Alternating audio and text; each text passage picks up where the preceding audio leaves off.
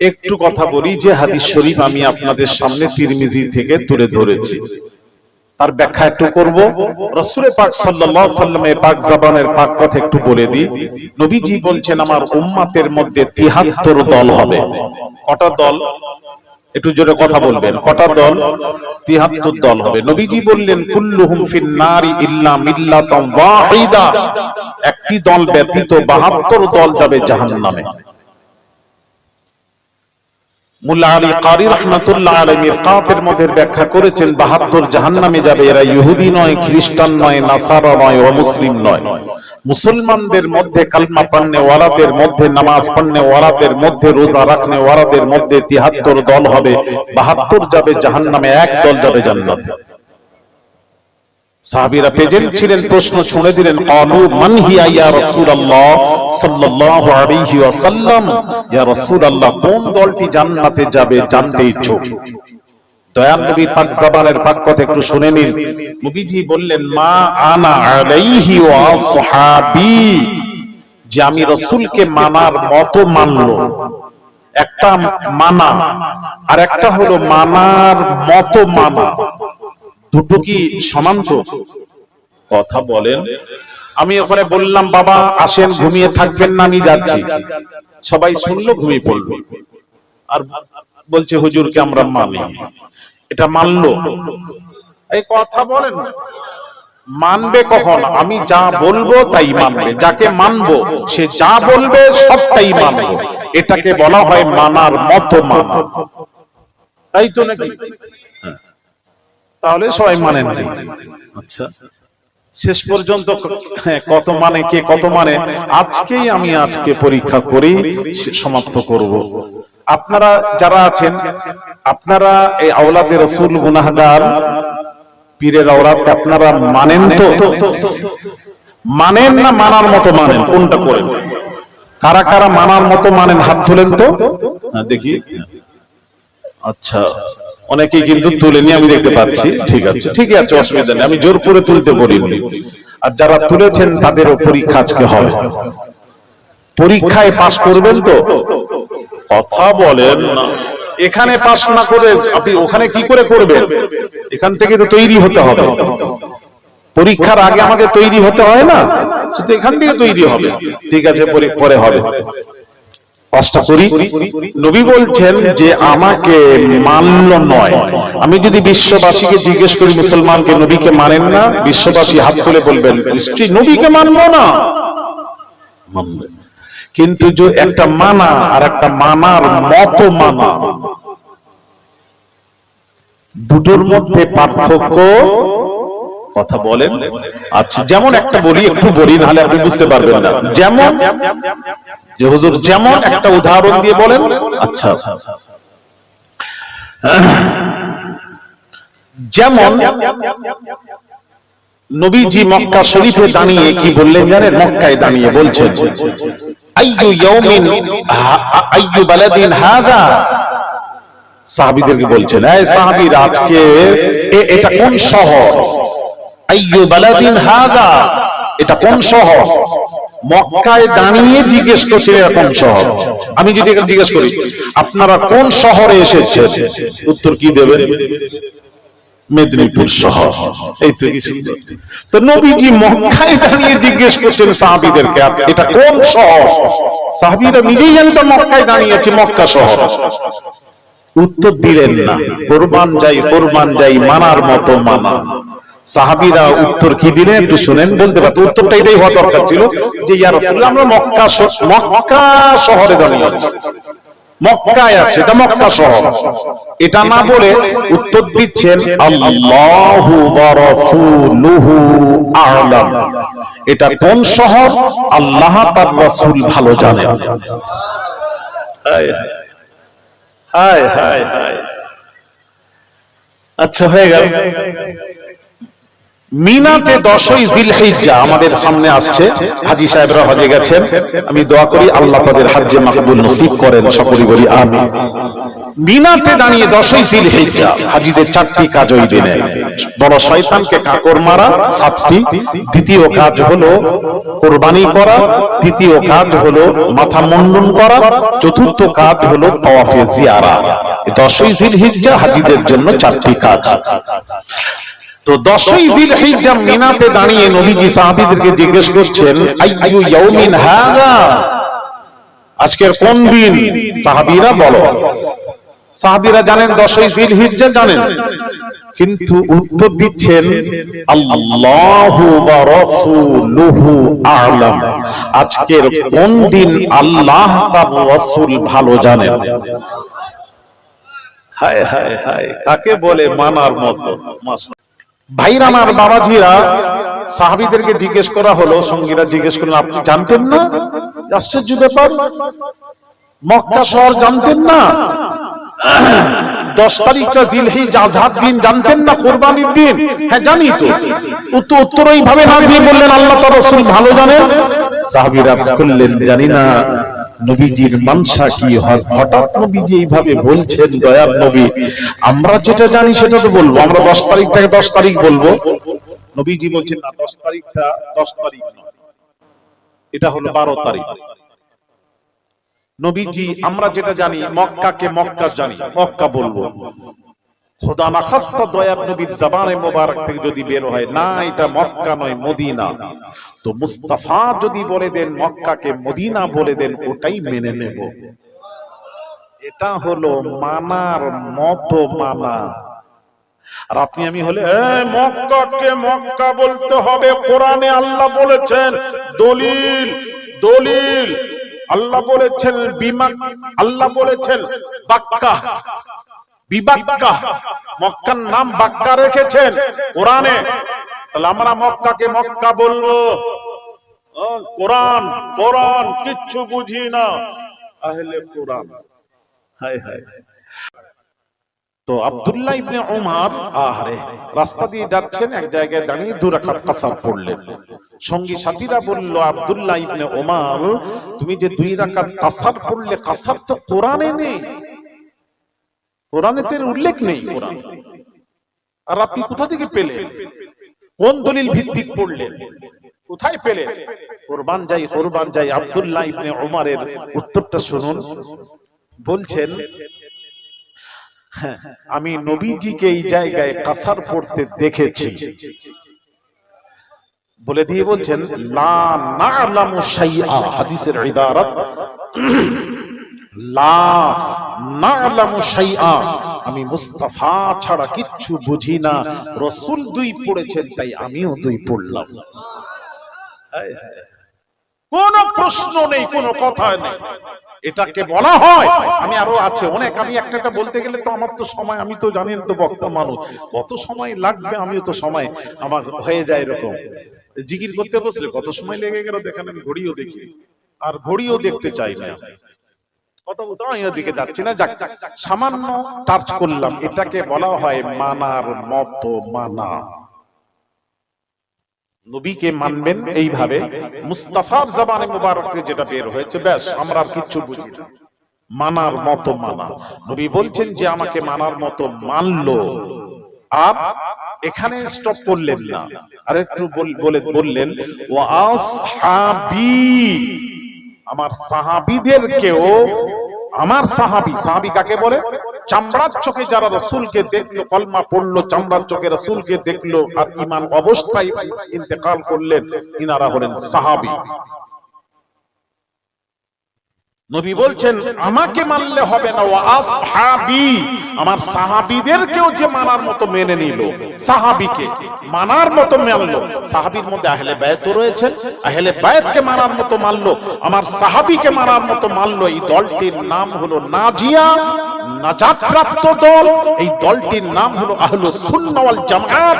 এই দলটি যাবে আল্লাহর জান্নাতে। আর একটু জোরে হবে না? তাহলে হলো, তাহলে নবীজি বললেন, এই উম্মতেরা, আমাকে যদি মানিস, আমার আমাকে মানিস তো? উম্মতের মনে হয় ইয়া রাসূল আপনাকে মানি। আমাকে যদি মানিস আমার সাহাবীকেও তোরা মান, আমার সাহাবীদেরকেও মান। তার কারণ আসহাবী কান নুজুম, প্রত্যেক সাহাবীরা নক্ষত্রর ন্যায়। যে কোনো সাহাবীর মতপথ যদি আপনি গ্রহণ করেন, আপনি গুমরাহ থেকে বেঁচে যাবেন। গুমরাহ থেকে বাঁচার জন্য সাহাবীদের অনুসরণ করুন। নবীজি বলছেন, দাঁড়ান এদিকে তাকান, নবীজি বলছেন পাক জবানের পাক কথা, সাহাবীজি সম্পর্কে নবীজির, পৃথিবীর কোন মৌলবি আছে আমার রেকর্ডিং হচ্ছে বলে দেন, হাদিসকে বলে দেন এটা হাদিস নয়, অস্বীকার করবেন। কোন মৌলবি আছে বড়, কোন জামাতের মৌলবি আছে অস্বীকার করে দেয়। আলাইকুম বিসুন্নতি ওয়া সুন্নাতিল খুলাফাইর রাশিদিন আল মাহদিয়্যিন তামাসসাকু বিহা ওয়া আযু আলাইহা বিন নওয়াজিজি ওয়া ইয়াকুম। নবীজি বলেন আমার সুন্নাত, আমার সুন্নাত আর খুলাফায়ে রাশিদিনদের সুন্নাতকে মজবুত করে ধরো। কেমন ধরো? নওয়াজিজ দাঁত, এই দাঁতের নাম হলো নওয়াজিজ। এই নওয়াজিজ দাঁত দ্বারাই কোন জিনিস তোমরা যেভাবে ধরে থাকো ওই রকম তোমরা মজবুত করে ধরো। আমি রাসূল বলছি তোমরা পথভ্রষ্ট হবে না, গুমরাহ হবে না। জোরে বলুন। কোন খুলাফায়ে রাশিদিন কারা? আবু বকর, উমর, উসমান, আলী, চারজনকে খুলাফায়ে রাশিদিন বলা হয়। তাহলে নবী বলছেন আমাকে মান, আমাকে মান, সাহাবীকে মান, সাহাবীকে মান। এরা বলছে আলীকে মানবো, মুয়াবিয়াকে মানবো না, মুয়াবিয়াকে মানবো না, মানবো না। কেন মানবে না?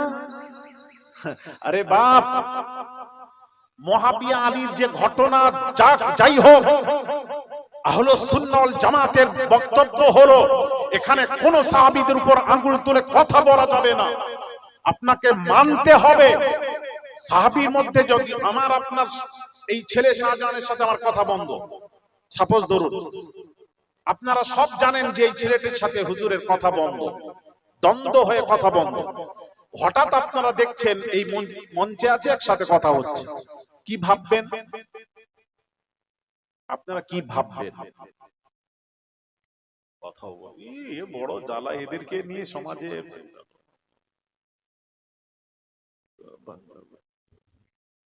অনেক খেয়ে নিয়েছেন বোধহয়, মনে হয় খাবারটা বেশি।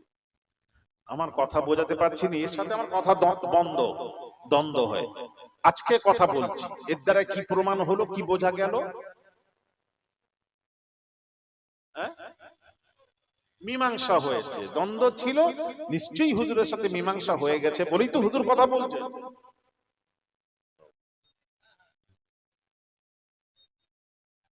আরে কথা বোঝাতে পারছি নি, কথা বোঝালে আমি আগাবো, বুঝতে পারলেন তো? মীমাংসা হয়েছে বলেই তো কথা বলছি।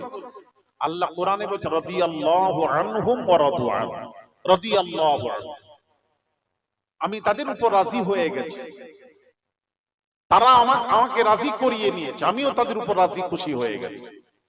যখন এই সন্তুষ্টির ঘোষণা যখন আল্লাহর তরফ থেকে এসে গেছে, এখন আর কোনো কথা বলা যাবে না।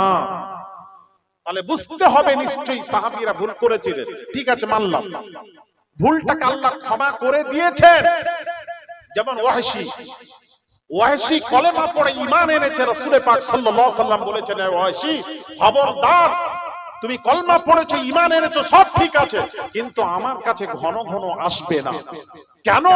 আমার কাছে যদি আসো আমার চাচার কথা মনে পড়ে যায়। ওয়াহশী চাচাকে, নবীর চাচা হামজাকে শহীদ করেছে, হামজাকে শহীদ করেছে। এই ওয়াহশী খবরদার, আমার কাছে এলে আমার চাচার কথা মনে পড়ে, তুমি আমার কাছে বেশি আসবে না। রাসূল পাক সাল্লাল্লাহু আলাইহি ওয়াসাল্লাম মাফ করে দিয়েছে, মাফ, কলমা পড়েছে, ঈমান এনেছে, সব মাফ। তারপর নবী বলছেন ওয়াহশী আমার কাছে বেশি আসবে না, আমার চাচার কথা মনে পড়ে। আমি কি বোঝাতে পারছি না? তাহলে এখানে যদি আপনি বলেন না ওয়াহশী রাসূলের চাচাকে শহীদ করেছে, আমরা ওয়াহশীকে মানছি না, মানব না, এই আবার কি কথা? নবী মেনে নিলেন, খালি এইটুকু বললেন বেশি আমার কাছে আসবে না, চাচার কথা মনে পড়ে। তো যাক ভাইরা আমার, আমি একটু মূল কথাগুলো একটু বুঝিয়ে দিচ্ছি, একটু বোঝার চেষ্টা করুন, আপনাদের জন্য ভালো হবে, আপনার ভালো হবে। আমার কথাগুলি প্রত্যেকটি কথা আপনাদের জন্য ঈমান বাঁচানোর রাস্তা হয়ে দাঁড়াবে ইনশাআল্লাহ, যদি মনে রাখেন।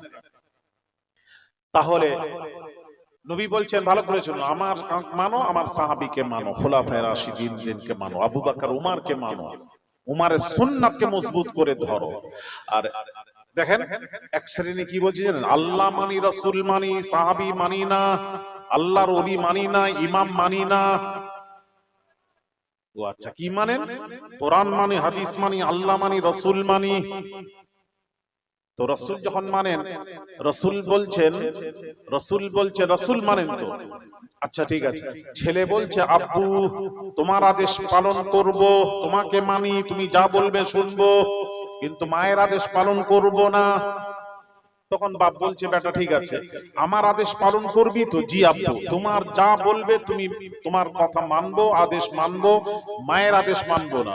তখন বাপ বলছে বেটা আমাকে যদি মানিস, আমার আদেশ যদি পালন করিস, তাহলে আমার আদেশ হলো তুই তোর মায়ের আদেশ পালন কর, এটাই আমার আদেশ। ছেলে বলছে না আব্বু, মায়ের করব না, তোমার করব।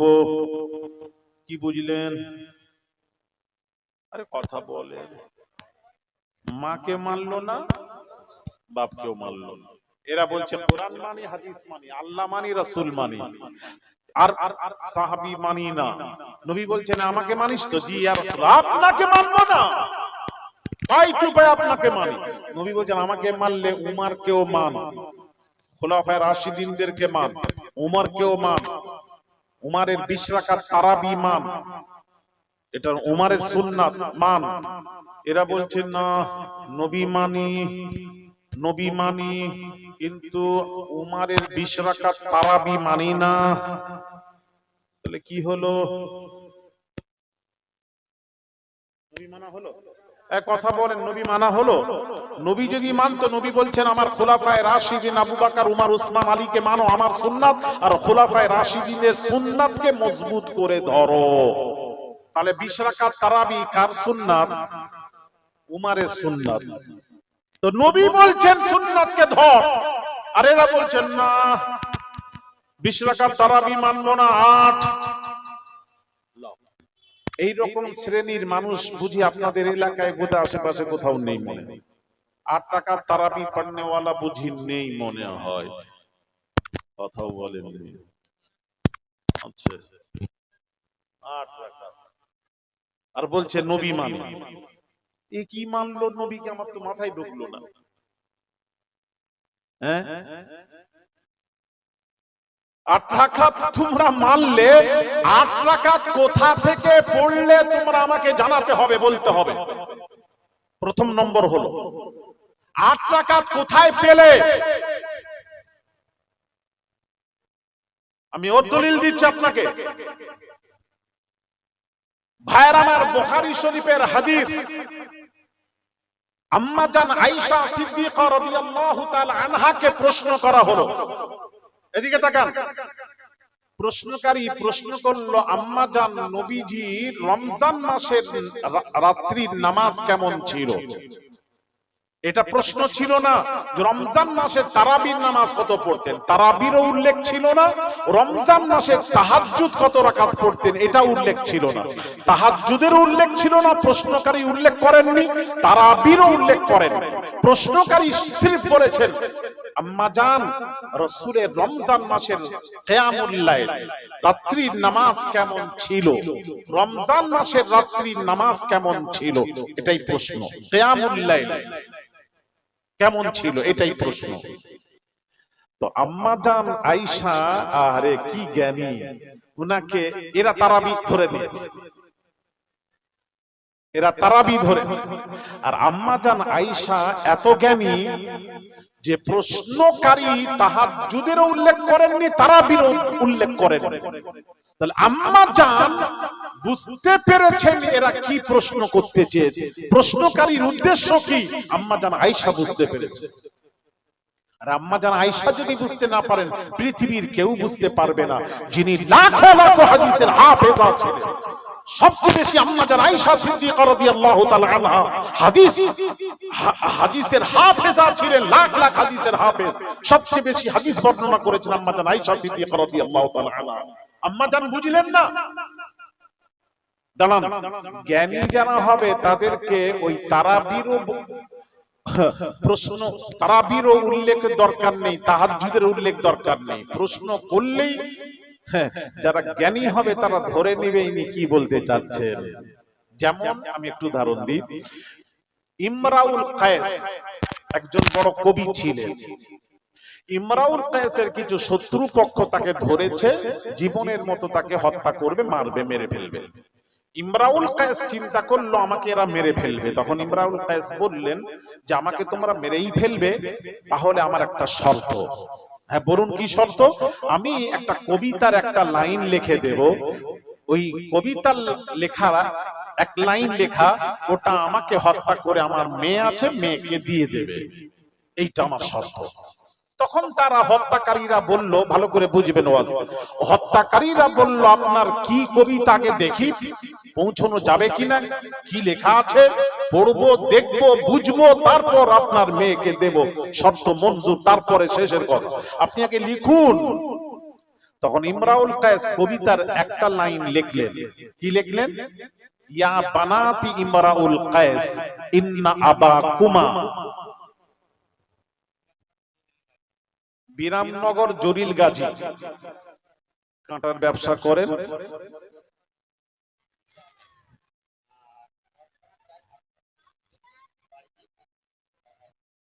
দশ বস্তা চাউল, 10 বস্তা চাউল দেবেন আর 2000 টাকার নগদ। ওনার কাঁটা ব্যবসা আছে, আল্লাহ ওনার রুজিতে বরকত দেন, বালা মুসিবত থেকে আল্লাহ হিফাজত করেন। জোরে বলি আল্লাহুম্মা আমিন, জোরে বলি আল্লাহুম্মা আমিন। নারে তাকবীর। দানকারীগণ বলুন জিন্দাবাদ, তার মায়ে মুরব্বি বলুন জিন্দাবাদ। আল্লাহ কবুল করেন, জোরে বলি আমিন। হ্যাঁ খাতাটা লিয়া ইমরাউল কায়েস কি লিখলেন শুনো ভালো করে, খুব মজার কথা। ইয়া বানাতি ইমরাউল কায়েস ইন্না আবাকুমা, এক কবিতার এক লাইন। এর মানে কি? মানেটা শুনুন, এই ইমরাউল কায়েসের মেয়ে নিশ্চয়ই তোমার পিতা।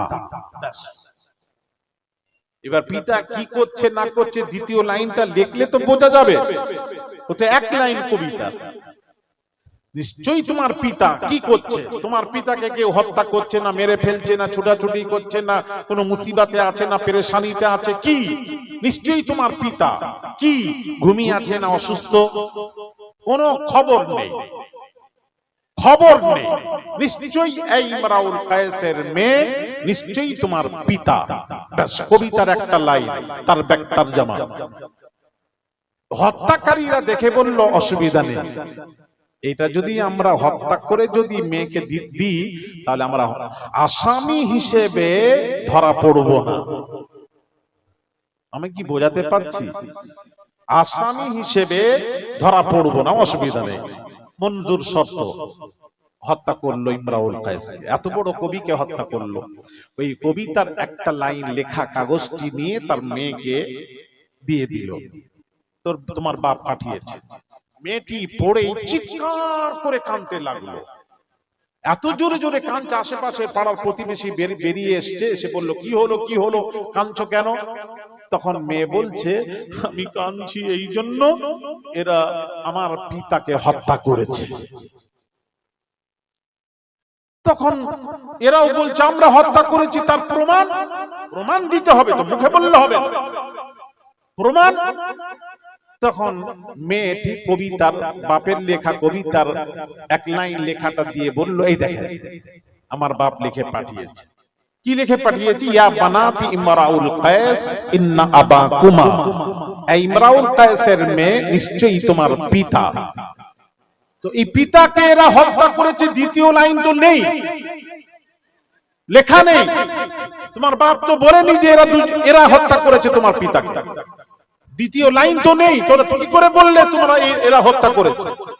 তখন শিক্ষিতা মহিলা ছিল, জ্ঞানী ছিল, সে বলছে কবিতার প্রথম লাইন যদি এটা হয় এই ইমরাউল কায়েসের মেয়ে নিশ্চয়ই তোমার পিতা।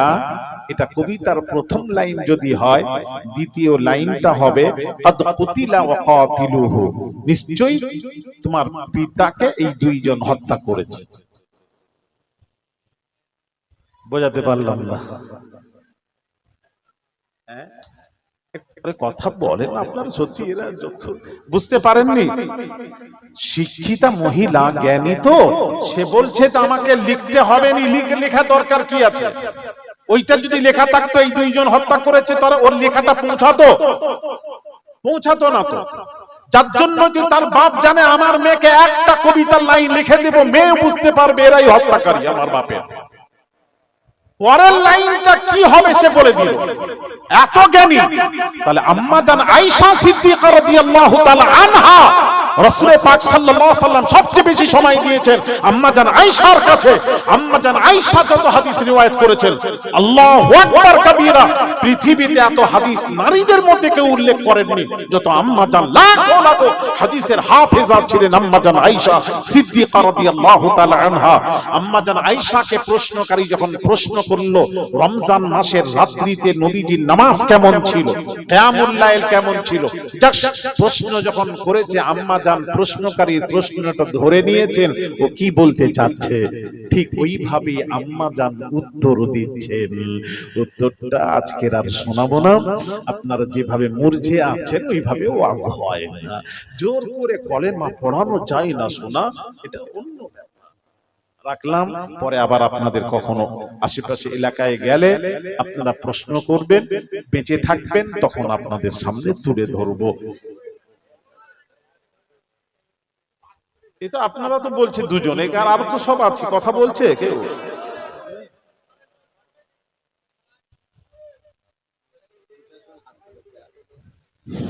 একটু শোনেন না, একটু শোনেন না, মন দিয়ে একটু কথাও বলবেন না, মাথাটা বুঝতে না পারলে এরকম করে দিবেন। তবুও তো আমি মনটাকে সান্ত্বনা দেব যে যাক, মাথা তো নড়ছে, হ্যাঁ একটু নামাবে।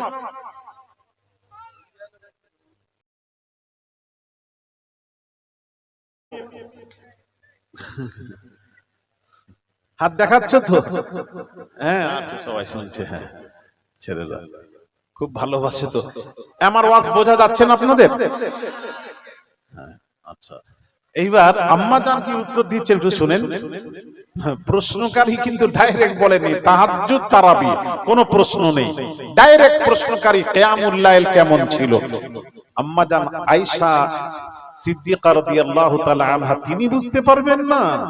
তাহলে তিনি যদি বুঝতে না পারেন, পৃথিবীতে আর কেউ নেই বোঝার মতো। কথা বলছেন না কেন? আম্মা জান উত্তর দিচ্ছেন, উত্তরটা শুনেন, বুখারী শরীফের হাদিস। আমি গড়া কথা, মা কানা রাসূলুল্লাহ সাল্লাল্লাহু আলাইহি ওয়াসাল্লাম ইয়াজিদু ফি রমাদান ওয়ালা ফি গায়রিহি আলা 11 রাকাআতিন। নবীজি রমজান মাস এবং রমজান ছাড়া ওয়ালা ফি গায়রিহি, বুখারীর ইবারত ওয়ালা ফি গায়রিহি, রমজান ছাড়াও নবীজি আলা 11 রাকাআতিন 8 আর 3 মোট 11 রাকাত নামাজ আদায় করতেন। জোরে বলুন, তাহলে স্পষ্ট হয়ে গেল রমজান ওয়ালা ফি গায়রিহি, রমজান ছাড়া। এখানে তো স্পষ্ট পরিষ্কার হয়ে গেল। আর এই হাদিসটা তারা দলিল দেয়, এই তো 8 রাকাত, 8 আর 3, 8 রাকাত বেতের, 3 রাকাত তারাবি, 8 রাকাত তারাবি, 3 রাকাত বেতের, এই তো 11 রাকাত। ওরে সোনা, আম্মা জান আয়েশা কি বললেন? ওয়ালা ফি গায়রিহি, রমজান এবং রমজান ছাড়াও নবী 8 আর 3 পড়েছেন। তো রমজান ছাড়া তো তারাবি হয় না বিশ্বে কোথাও, তারাবির সাথে সম্পর্ক রমজান মাসে। কথাও বলেন, তারাবির সাথে কোন মাস সম্পর্ক? আপনি শাওয়াল মাসে, জিলকাদ মাসে তো তারাবি পড়েন, তো কোন মাসে পড়েন? রমজান মাসে। তাহলে এটা যদি তারাবি হতো, আম্মা জান ওয়ালা ফি গায়রিহি ইরশাদ করতেন না, বলতেন না, ওয়ালা ফি গায়রিহি স্পষ্ট হয়ে গেল রমজান ছাড়াও 8 আর 3 11 রাকাত নামাজ আদায় করতেন। তা রমজান ছাড়া তারাবি হয় না, তাহলে স্পষ্ট হলো এটা তাহলে কি নামাজ? এটা হলো তাহাজ্জুদের নামাজ। আর একটু জোরে, তাহলে স্পষ্ট হয়ে গেল এটা কিসের নামাজ? তাহাজ্জুদ। প্রশ্নকারীর উদ্দেশ্য ছিল, যদিও পরিষ্কার করেননি, প্রশ্নকারীর উদ্দেশ্য ছিল রমজান মাসেও কি তারাবি থাকা সত্ত্বেও নবী কি তাহাজ্জুদ পড়তেন? যদিও তাহাজ্জুদের উল্লেখ ছিল না, কিন্তু আম্মা জান প্রশ্নকারী সব প্রশ্নটা বুঝে নিয়ে উত্তর দিচ্ছেন, ওয়ালা ফি গায়রিহি, রমজান ছাড়াও নবী 8 আর 3 11 পড়তেন। 8 রাকাত রমজান ছাড়া যেটা পড়তেন রমজানও পড়তেন, ওটা বুঝালেন তাহাজ্জুদ। তাহাজ্জুদ তাহাজ্জুদ। আর 3 রাকাত বেতের। করাকাত, আরে জোরে বলুন করাকাত। আম্মা জান বলছেন আলা ইহদা আশারা রাকাত, 8 আর 3 11 রাকাত। 3 রাকাত বেতের। হ্যাঁ, আর এরা পড়ে বেতের 1 রাকাত, কিন্তু 1 রাকাত বেতের কথা উল্লেখ নেই। 3 রাকাত। কত রাকাত? বেতের 3 রাকাত। তাহলে এটা তাহাজ্জুদ নামাজ। স্পষ্ট হয়ে গেল তাহাজ্জুদ নামাজ। তাহাজ্জুদটাকে ইমাম বুখারী ও তারাবির অধ্যায়ে উল্লেখ করে দিয়েছেন। এরা উপর যখন কোন জলসা হয় এলাকায়, আমরা কি করি জানেন? হ্যান্ডবিল বিজ্ঞাপনটা নিয়ে হ্যান্ডবিল দেখি, উপরের হেডিংটা দেখি, তারিখটা দেখি, প্রধান বক্তা কে আসছে দেখি, আর পুরোটা পড়িনি। তার আর শেষে গিয়ে দেখি তাবারুকের ব্যবস্থা আছে না নেই, এটা দেখি। পুরোটা পড়ার সময় নেই। কথা ঠিক না বেঠিক? বাস দেখে নিলাম তাবারুকের ব্যবস্থা, কিছু হলো না, তাবারুক তো আছে। আর প্রধান বক্তা দেখে নিলাম, যদি দেখে সেখান পর্যন্ত। সব বক্তা কত হেভি, কত নাম দেখিনি আমরা। তো ওরা কি করেছে, তারাবির অধ্যায় ইমাম বুখারীতে উল্লেখ করে দিয়েছেন। ব্যাস এরা ভাবেছে 8 রাকাত তারাবি, তারাবি, আস্তাগফিরুল্লাহ আল-আযীম, তারাবি নয়, তারাবি নয়, এটা হলো, জোরে বলুন, তাহাজ্জুদ। তাহাজ্জুদ তাহাজ্জুদ। আচ্ছা, এবার আসুন, আমি আর বেশি বাড়াবো না। এবার আসুন, হায় হায় হায় হায়, একটু বোঝেন সোনা, এই সোনা একটু বোঝেন আমার ওয়াজ, একটু কর্ণপাত করেন, খুব ভালো লাগবে, বুঝতে সুবিধা হবে। আমি বেশি বুঝাবো না, সামান্য অল্প করে। ভাইয়ের আমার, বাবাজিরা, উসমান গনি রাদিয়াল্লাহু তাআলা আনহু স্বপ্ন দেখছেন, দয়ার নবী রাহমাতুল লিল আলামিন ওয়াজ করছেন, মসজিদুন নববীতে ওয়াজ ফরমাচ্ছেন। স্বপ্ন, একজন মাথায় কিছু খেজুর নিয়ে এসে বলছেন, ইয়া রাসূলুল্লাহ, এই খেজুরটা গ্রহণ করলে খুশি হতাম। স্বপ্নে যোগে নবীজি খেজুর গ্রহণ করলেন। ভালো করে একটু বুঝবেন। স্বপ্নে উসমান গনি স্বপ্ন দেখছেন। তারপর দেখছেন ওই খেজুর থেকে নবীজি উপস্থিত সাহাবীদের যারা ছিলেন তাদের মধ্যে বন্টন করছেন, কাউকে একটা, কাউকে দুটো, এইভাবে বন্টন করছেন। উসমান গনি রাদিয়াল্লাহু তাআলা আনহুর পালা যখন এলো, নবীজি স্বপ্নে যোগে উসমান গনিকে একটা খেজুর দিয়েছেন। উসমান গনি মনে মনে করছেন, আমি রাসূলকে বলবো, ইয়া রাসূলুল্লাহ, ওখানে দুটো দিলেন, আমাকে একটা, আমাকেও দুটো দিন। বেয়াদবির ভয়ে চাইলেন না, বেয়াদবির ভয়ে চাইলেন না। বাস হয়ে গেল। ঘুম ভেঙে গেল। মসজিদুন নববীতে গিয়ে দেখছেন আমিরুল মুমিনিন খলিফাতুল মুসলিমিন ওমর ফারুক রাদিয়াল্লাহু তাআলা আনহু, তিনি বাস্তবে তা ওয়াজ করছেন। আগেরটা স্বপ্ন, এটা বাস্তব। ওই উমরের ওয়াজের মজলিসে হযরত উসমান গনি বসে পড়লেন। দেখছেন যে একজন এসে ওইভাবে, যে নবীজিকে স্বপ্ন যোগে দেখেছিলেন যে খেজুর নিয়ে এসেছিল, সেই এসে ওই ব্যক্তি নবী উমরের দরবারে এসে বললেন, এই খেজুরটা গ্রহণ করলে খুশি হতাম। আমিরুল মুমিনিন খলিফাতুল মুসলিমিন ওমর ফারুক রাদিয়াল্লাহু তাআলা আনহু খেজুরগুলো গ্রহণ করলেন। ওই খেজুরগুলি এবার উপস্থিত সাহাবীরা যারা ছিলেন প্রেজেন্ট, তাদের সামনে বন্টন করছেন, কাউকে একটা, কাউকে দুটো।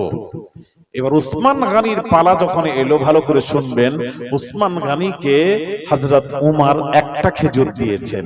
উসমান গনি মনে মনে করছেন, নবী তো একটা দিয়েছিলেন, বেয়াদবির ভয়ে চাইলাম না, এ তো উমর, ভাই উমর, উমরের কাছে চাইলে অসুবিধা নেই। এই মন মানসিকতা নিয়ে বললেন, ভাই উমর, ভাই উমর, আমাকে একটা কেন, আমাকে ওখানে দুটো দিচ্ছেন, আমাকেও দুটো খেজুর দিন।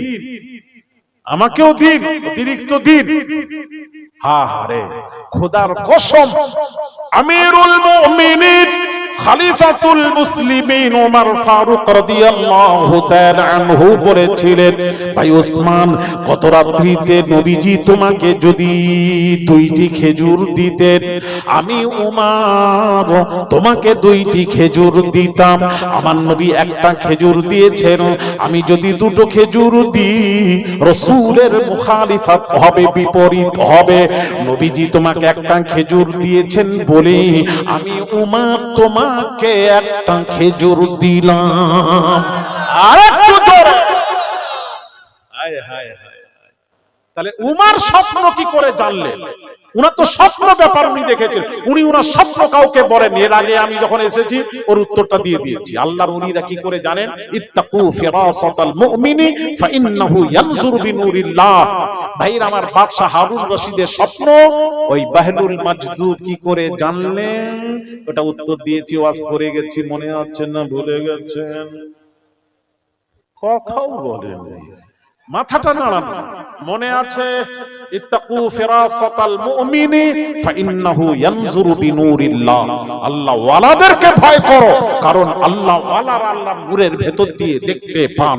জোরে বলেন না সুবহান, আরো জোরে বলেন। উমর জানতে পারলেন নবীজি একটা দিয়েছেন, আমি 2টো দিতে পারি না। যে উমর, এদিকে তাকান, এবার তাকান, যে উমর নবীকে এইরকম ফলো করে, যে উমর সাহাবীরা রাসূলের এইরকম ফলো করে, আল্লাহু আকবার। নবীজি নামাজ পড়াচ্ছেন জুতো মোবারক পরে, নামাজে জুতো মোবারক খুলে দিলেন, সাহাবীরাও জুতো খুলে দিয়েছে।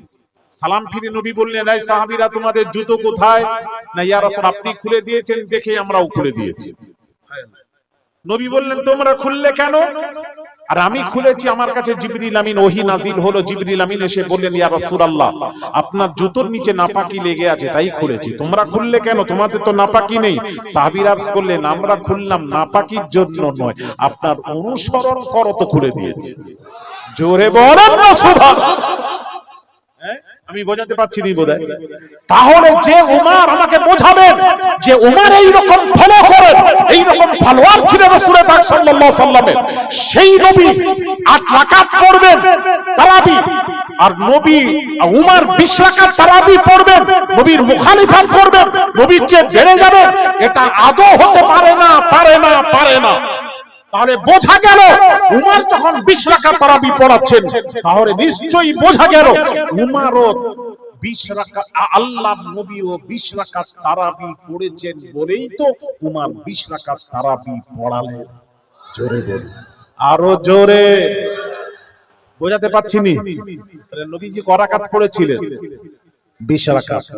আচ্ছা, এবার প্রশ্ন, নবী তো 3 দিন মসজিদুন নববীতে তারাবি পড়েছিলেন। 3 দিন। কয় দিন? 3 দিন। তারপর তো পুরো মাস জামাতের সাথে নামাজ হয়নি। সাহাবীর অপেক্ষা করছে নবী আর যান। কেন যাননি?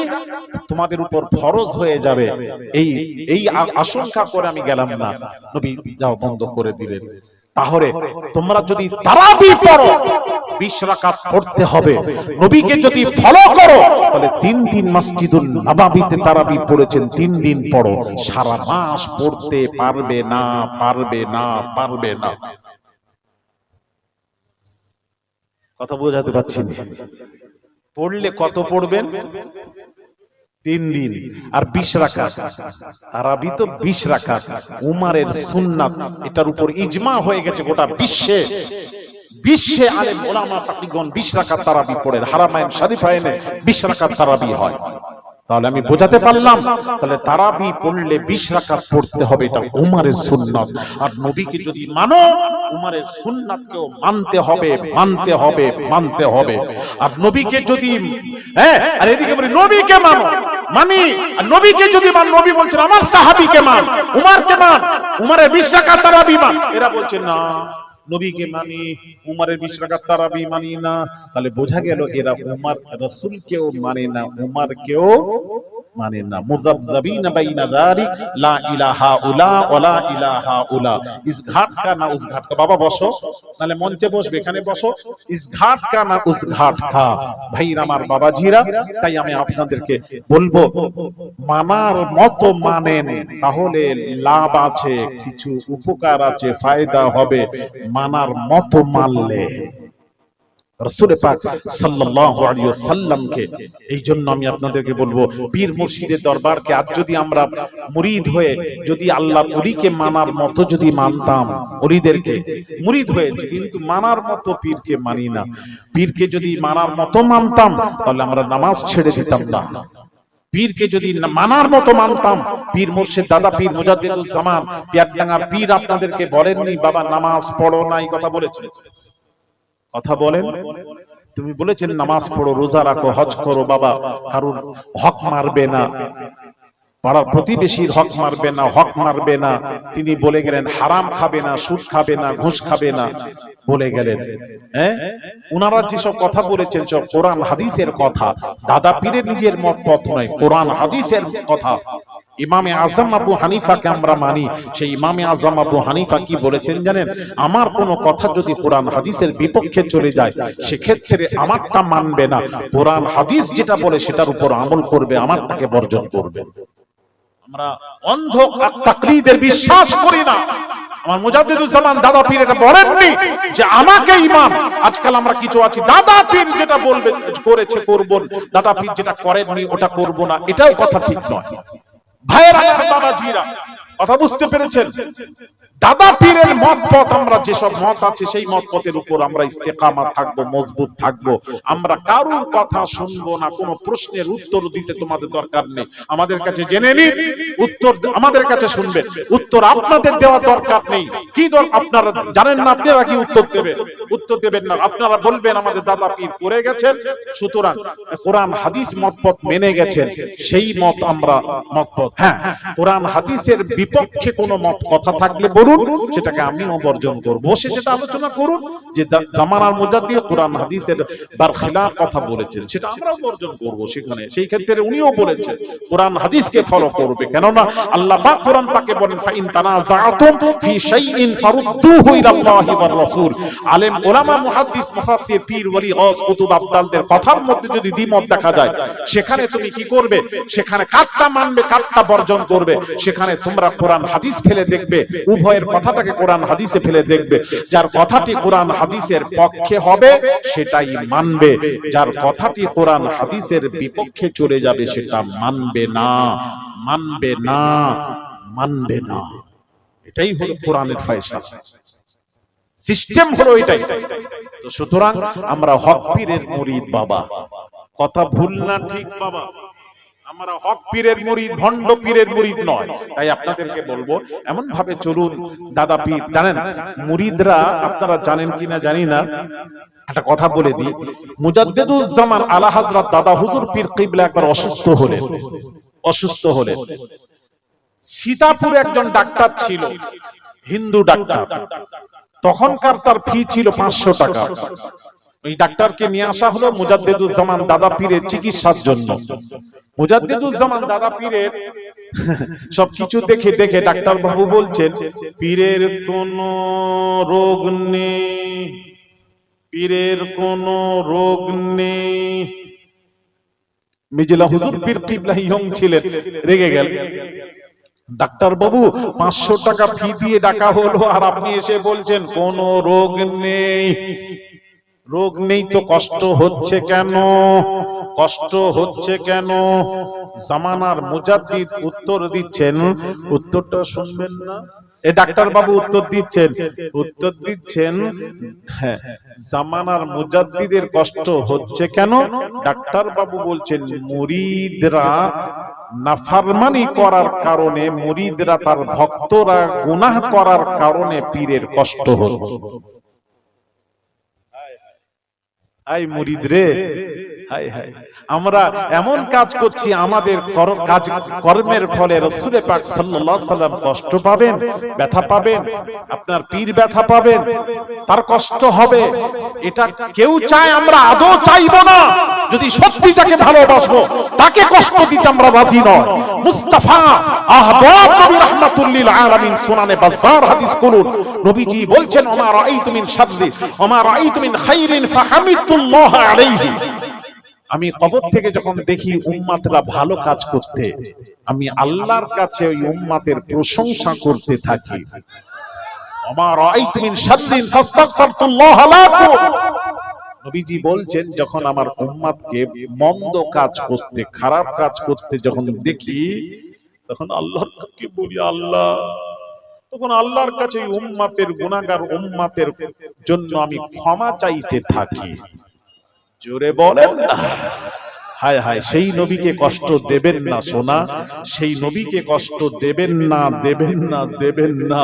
যে নবী কিয়ামতের দিন সেই নবীর আকীদা দুরুস্ত করেন, আকীদা ঠিক রেখে নামাজ রোজা করেন, কিয়ামতের দিন সব নবী মুখ ঘুরিয়ে নেবে, চেহারা ফিরিয়ে নেবে। আমার আপনার নবী, দয়ার নবী রাহমাতুল লিল আলামিন, চেহারা ফিরাবেন না। সব বলবে, আমি পারবো না, পারবো না, পারবো না।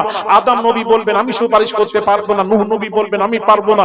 ইব্রাহিম বলবেন, আমি পারবো না। হযরত দাউদ, সুলেমান, ইয়াকুব, ইউসুফ সব বলবেন। মুসা থেকে নিয়ে ঈসা পর্যন্ত সমস্ত পয়গম্বরেরা বলবেন, আমি পারবো না, পারবো না। আল্লাহর সামনে কথা বলতে পারবো না, আমি পারবো না, সব না করে দেবে। সেই দিন হায় হায়, দয়ার নবী রাহমাতুল লিল আলামিন বলবেন, আনা লাহা, আনা লাহা, আনা লাহা। নবী কোলে তুলে নেবেন। আয় উম্মত, সব তো মুখ ফিরিয়ে নিল, আজকে সব মুখ ফিরিয়েছে। বাপ বেটার থেকে মুখ ফিরিয়েছে, মা বেটার থেকে মুখ ফিরিয়েছে, সমস্ত নবীরা কম থেকে মুখ ফিরিয়ে নেবে। আর রাসূলুল্লাহ সাল্লাল্লাহু আলাইহি সাল্লাম সেই দিন উম্মতকে কোলে তুলবেন, আয় আমার কাছে আয়। আল্লাহ আমাকে সুপারিশের ঝান্ডা দিয়েছেন, আমাকে আল্লাহ অফার দিয়েছেন, দুইটি অফার। আমি রাসূলুল্লাহকে দুইটি অফার দিয়েছেন। আল্লাহ অফারটা কি হলো? অফারটা দিয়েছেন, খুয়্যিরতু বাইনা আন ইয়াদখুলা নিসফু উম্মাতিল জান্নাহ ওয়া বাইনা শাফাআ।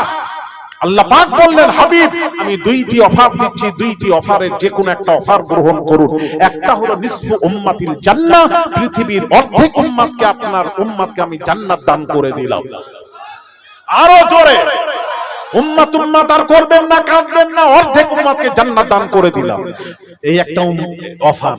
নবী বলছেন, না, অর্ধেককে মাফ করবে, জান্নাত দেবেন, আর অর্ধেককে জাহান্নামে দেবেন। আমি নবী কি করে খুশি থাকি? ইজা লা আরদা ওয়া ওয়াহিদুম মিন উম্মতি ফিন্নার। একটা উম্মত জাহান্নামে থাকলে আমি বেঁচে থাকবো, আমি সুস্থ থাকতে পারবো না। একটা উম্মত জাহান্নামে যদি থাকে, আমি রাসূল বরদাস্ত করব না। একটা উম্মত, সেই নবী কি বললেন? ওই অফার দরকার নেই। তাহলে কোন অফার নেবে? আল্লাহ নবী বললেন, ফাখতাতুস শাফাআ, সুপারিশ দাও। সুপারিশ কিয়ামতের দিন আমি যেন উম্মতের গুনাহগারের সুপারিশ করে জান্নাতে নিতে পারি, ওটাই গ্রহণ করে নিয়েছেন নবীজি। কেন গ্রহণ করলেন? আল্লাহ ওই সুপারিশে তো আল্লাহ শর্ত লাগাননি, কায়েদ, এত উম্মতের সুপারিশ করতে পারবে, তারপর আর পারবে না, এটা তো নেই।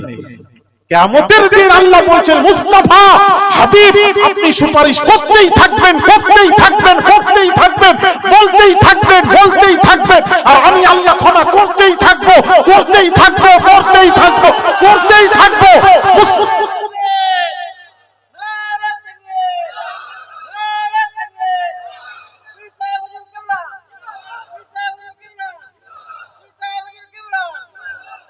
মুস্তাফা, আপনি খামোশ না হওয়া পর্যন্ত, চুপ না হওয়া পর্যন্ত, আপনি চুপ হবেন, আমিও চুপ হব। আপনি যতক্ষণ সুপারিশ করতে থাকবেন, আপনার সুপারিশ মঞ্জুর করো তো আমি তাদেরকে ক্ষমা করতেই থাকবো। সেই মুস্তাফাকে কষ্ট দেবেন না। মা বোনেদের উদ্দেশ্যে, সকলের উদ্দেশ্যে বলে যাচ্ছে, হাত জোড় করে, যে রাসূলকে ভালোবাসুন, রাসূলের প্রতিষ্ঠানকে ভালোবাসুন।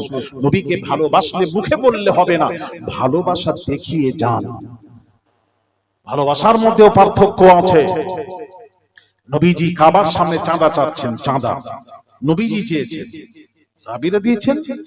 সাহাবীদের মধ্যেও ভালোবাসার বিভিন্ন রকমের। নবী যখন চেয়েছিলেন দিয়েছেন সাহাবী। দেওয়ার পর নবী জিজ্ঞেস করে, তুমি কত দিলে? না ইয়া রাসূলুল্লাহ 4 আনা দিয়েছি, 12 আনা রেখেছি। আচ্ছা, তুমি কত দিলে? কত দিলে? না হাফ রেখে হাফ দিয়েছি। উমার কত দিলে? না 4 আনা রেখে 12 আনা দিয়েছি। আবু বকর কত দিলে? না ইয়া রাসূল কিচ্ছু রাখিনি, যা ছিল সব নবীর রাহে কুরবান করে দিয়েছে। একটা ঝাড়ু পর্যন্ত বাড়িতে নেই। ইয়া রাসূলুল্লাহ, জোরে বলুন। আল্লাহ খুশি হয়ে পাঠালেন জিবরিল, সাথে সাথে জিবরিল যাও যাও। জিবরিল এসে বলছেন, ইয়া রাসূলুল্লাহ, আবু বকর আপনার রাস্তায় সবকিছু দিয়ে একদম তার পরনের কাপড়টাও নেই, সব নবীর রাহে কুরবান করে দিয়েছেন, আপনি চেয়েছেন। আবু বকর সব দিয়ে, ওকে জিজ্ঞেস করুন আবু বকর আপনার উপর আল্লাহর উপর সন্তুষ্ট তো? আল্লাহর উপর সব দিয়ে রাজি, সন্তুষ্ট তো? জিজ্ঞেস করুন। নবী জিজ্ঞেস করলেন। আবু বকর কি বললেন? বুখারীর হাদিস, আনা আর রাব্বি রাজিন, আনা আর রাব্বি রাজিন, আনা আর রাব্বি রাজিন। আমি সব দিয়ে আমি আল্লাহর উপর সন্তুষ্ট, রাজি, খুশি। সাথে সাথে আল্লাহ বললেন, জিবরিল বলো, আমি আল্লাহ সালামটাও আমার আবু বকরকে পৌঁছে দাও। আবু বকর তোমার জন্য সুসংবাদ, আল্লাহ তোমাকে সালাম জানিয়েছেন। একটু জোরে বলা যাবে না? হায় হায় হায় হায়, আপনাকে আল্লাহ সালাম জানিয়েছেন। শোনা সেই মুস্তাফা। কোন মুস্তাফা? আনাস রাদিয়াল্লাহু তাআলা আনহু বলছেন, ইয়া রাসূলুল্লাহ, প্রত্যেকের ঠিকানা আছে, অ্যাড্রেস আছে। সেই অ্যাড্রেস অনুযায়ী মানুষ গিয়ে তাকে তালাশ করলে অনায়াসে পেয়ে যায়। ইয়া রাসূলুল্লাহ, কিয়ামতের কঠিন বিশাল ময়দান, সেখানে আপনাকে কোথায় খোঁজ করব? ওখানে কোনো ঠিকানা থাকলে বলুন। নবীজি বললেন, আমার ওখানে 3টি ঠিকানা রয়েছে। নবীর ঠিকানা কিয়ামতের ময়দানে 3টি ঠিকানা, অ্যাড্রেস। ওই 3টি অ্যাড্রেস আল্লাহ যদি করান, আপনাদের এলাকায় যদি যাই, সময় হয়ে গেছে, আমি আপনি 10টা বাবাজি 11টা 5 হয়ে গেছে। এই ঠিকানাটা আপনাদেরকে পরে আল্লাহ যদি করান আমি তুলে ধরবো। আজকে রাখলাম, একটু আমাকে সহযোগিতার হাত একটু বাড়িয়ে দেন। কি বলবো বলবে? তুমি দুজন শুনবে তো, নামার পর চলে যাবে, আমি বলে দেব। কোথায় সবাই? সে আকর্ষণ কোথায়? ওই যে হাতই উঠে, কোথায় হাত উঠছে? সবাই হাত না তুললে আমি বলবো না। তাকবীরও নেই, দেখেন হাত তুলছে, মানে জোর করে কলমা পড়ছে না।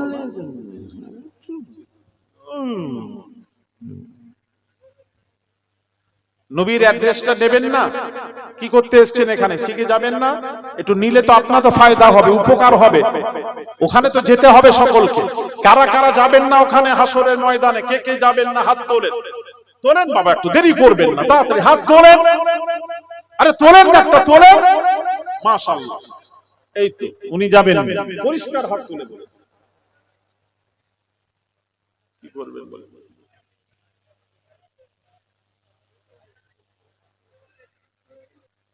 উনি বলছেন কেউ তুলছে না, আমি তুলে দিই একটা, একটা তো তুলি। ভাইরা আমার, বাবাজিরা, দেখুন, যাক অন্য কথা মনে পড়ছে দিকে যাচ্ছি না। ভাইরা আমার, কিয়ামতের দিন হাসরের মাঠে সবাইকে উঠতে হবে। উঠতে হবে কিনা, ওর উপর ঈমান এনেছে। এবার ঠিকানাটা একটু শুনুন, নবীজির পাক জবানের পাক কথা। নবীজি বলছেন, আনাস রাদিয়াল্লাহু তাআলা আনহু, হাদিসটি বুখারীর, ইয়া রাসূলুল্লাহ, আপনাকে কোথায় তালাশ করলে পাবো? নবী বলছেন, শুনেন, ফাআনা আলাল মিজান, আমাকে মিজানের পাল্লায় তালাশ করবে, আমি নবীজি ওই জায়গায় দাঁড়িয়ে থাকবো। কেন? উম্মতের জন্য, আমার জন্য নয়, আমার উম্মতের জন্য দাঁড়িয়ে থাকবো। কেন? আমার উম্মতের নেকি বদি ওজন হবে, আমি দাঁড়িয়ে থাকবো। কোন উম্মতের নেকির পাল্লা হালকা হয়ে গেছে, গুনার পাল্লা ভারী হয়ে গেছে, ভারী হয়ে যাবে। আমি দেখবো যখন, ওখানে দাঁড়িয়ে থেকে দেখবো যখন এর নেকির পাল্লা হালকা, গুনার পাল্লা ভারী হয়ে গেছে, আমি তখন নবী সেখানে দাঁড়িয়ে থেকে সেই উম্মতের সাহায্য করার জন্য দাঁড়িয়ে থাকবো। বলেন না সুবহানাল্লাহ। আমি মুস্তাফা দাঁড়িয়ে থাকবো, বড় নবী সেখানে থাকবেন না। আমার আপনার নবী দয়ার নবী দাঁড়িয়ে থেকে ওখানে সাহায্যের জন্য দাঁড়িয়ে থেকে সাহায্য। জোরে বলুন না সুবহানাল্লাহ। আর একটু জবান খুলে বলুন।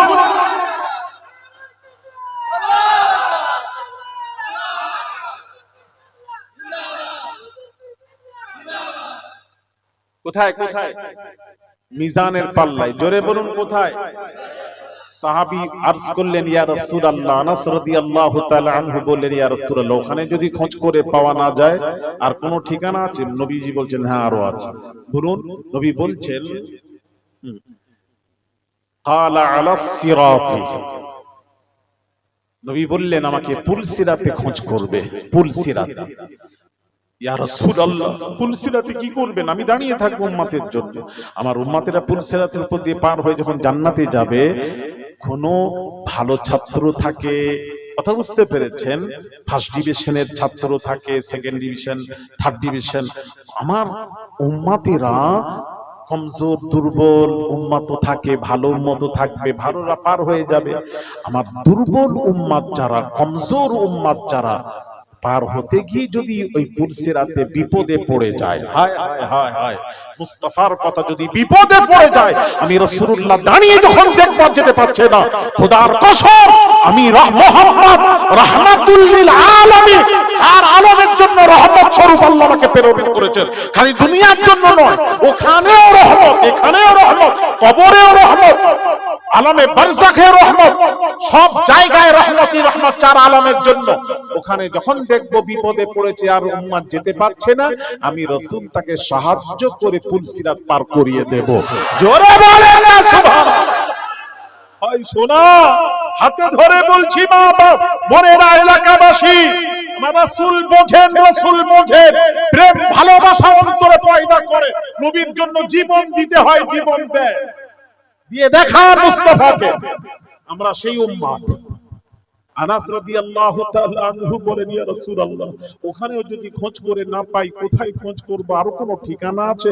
নবী বললেন, হ্যাঁ আরেকটা অ্যাড্রেস আছে। নবী আরেকটা অ্যাড্রেস বলবো? আরে কথা বলেন না। আরেকটা অ্যাড্রেস শুনে নাও ছেলেরা, মা বোনেরা, মনে রাখবেন। নবীজি বলছেন, ক্বালা ইনদাল হাউজি লা উখতি হাযিহি সালাসাতা মাওয়াতিনা ইয়াউমাল কিয়ামাহ। নবীজি বলছেন আরেকটা ঠিকানা হলো, আমাকে হাউজে কাউসারে তালাশ করবে। হাউজে কাউসার, কেননা আল্লাহ আমাকে বললেন, ইন্না আ'তাইনাকাল কাউসার, এই হাবিব আপনাকে কাউসার আতা করলাম, আপনাকে দিয়ে দিলাম কাউসার, হাউজে কাউসার, আপনাকে কাউসার দিয়ে দিলাম। তার বিনিময়ে আপনি কি করবেন জানেন? ফাসাল্লি লিরাব্বিক ওয়ানহার, ফাসাল্লি লিরাব্বিকা ওয়ানহার, আপনি নামাজ পড়ুন, আল্লাহর জন্য নামাজ পড়ুন আর কুরবানি করুন। এর বিনিময় আমি আপনাকে হাউজে কাউসার দিয়ে দিলাম। কিয়ামতের দিন যাকে খুশি, যখন খুশি, মুস্তাফা হাবিব আপনি উম্মতকে হাউজে কাউসারের পানি পান করাবেন, করাতেই থাকবেন, করাতেই থাকবেন। জোরে বলেন না সুবহানাল্লাহ। নবীজি নিজের হাতে কাউসারের পানি পান করাবেন, করিয়ে যখন সেই উম্মত জান্নাতে প্রবেশ করবে হাউজে কাউসারের পর, খোদার কসম, খোদার কসম, হাদিস সহিহ, 40 বছর ওই উম্মতকে পানির পিপাসা লাগবে। বছর 40 বছর পিপাসা লাগবে না, পানির কথা মনে পড়বে না। শোনা, হাউজে কাউসার পানি পান করে আপনি জান্নাতে চলে যান, মুস্তাফা নিজের হাতে হাউজে কাউসারের পানি পান করাবেন। और नमाजी को भरू भरू के कौसर के जाम, और नमाजी को भरू भरू के कौसर के जाम अपने हाथों से देंगे रसूले अनाम। জোরে পড়ুন। সেই নবীকে ভালোবাসো সোনা।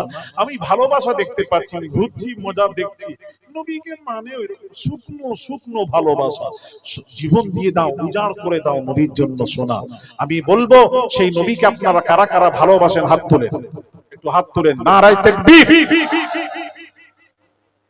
নারায়ে তাকবীর, নারায়ে রিসালাত, নারায়ে রিসালাত। এই মাদ্রাসা কার ঘর? নবীর জন্য আপনারা জীবন দিতে পারবেন? হাত তুলেন, কারা কারা দেবেন? রক্ত, রক্ত জীবন দেবেন না রক্ত দেবেন? এই কোনটার দাম মূল্য বেশি? আর একটু জোরে, জীবনের মূল্য বেশি না টাকার মূল্য বেশি? জোরে বলেন, কিসের মূল্য বেশি? জীবনের মূল্য বেশি। আমি বলবো হাত তুলে রাখেন, হাত তুলে রাখেন, হাত তুলে একটু কষ্ট দেব আপনাদেরকে। বলবো জীবন, এই নবীর মাদ্রাসা, নবীর মাদ্রাসা জামানার মুজাদ্দিদ কি করেছেন? আল্লামা বসিরহাটি একটা মুশারি কিনে আনবেন, বললেন বাবা রুহুল আমিন যদি ভালোবাসো, মুশারি না কিনে ওই টাকাটা আবু বকরের মাদ্রাসায় দিলে আবু বকর বেশি খুশি হব। মাদ্রাসা বাঁচলে দিন বাঁচবে, এই মন মানসিকতা মুজাদ্দিদুজ জামানের ছিল। শোনা, তারা কি করে গেছেন শোনা গো। হাত তুলে এইরকম আকীদা আহলে সুন্নাত জামাতের সুন্নি মাদ্রাসার প্রয়োজন আছে না নেই? এই বলেন ভালো করে বলে, আছে না নেই?